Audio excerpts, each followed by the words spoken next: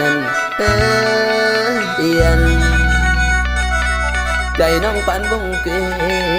ยนสร้างมุนอยู่เรื่อยมาใจเจ้าก็สร้างเป็น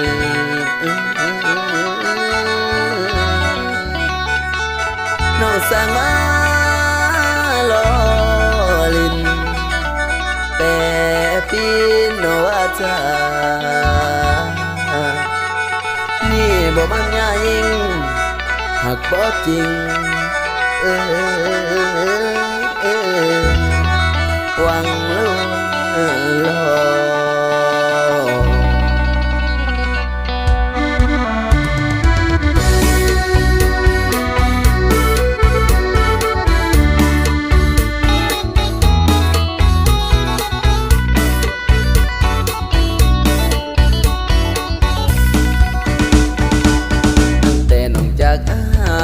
ไป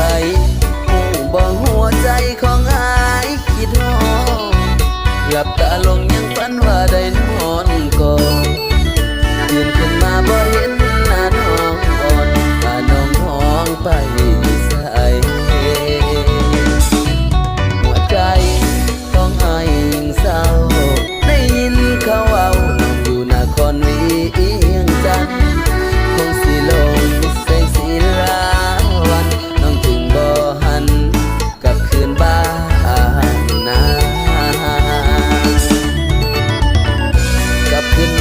เด้อน้องกลับขึ้นมาเสด็จน้องไอ้นี่ยังค่อยของนั่งน้องกับเต้าคิดถึงเขาบ้านตะกี้นางบอกว่าหักใส่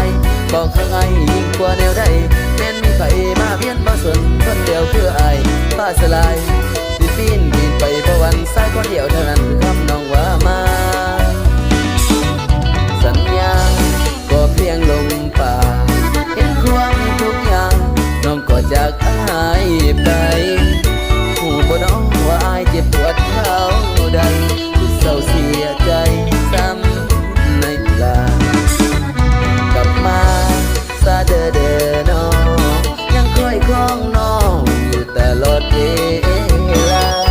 ถ้าน้องไปเจ็บจากใครเข้ามาถ้าน้องไปเจ็บจากคนนั้นมาให้น้องหูว่าสายคนนี้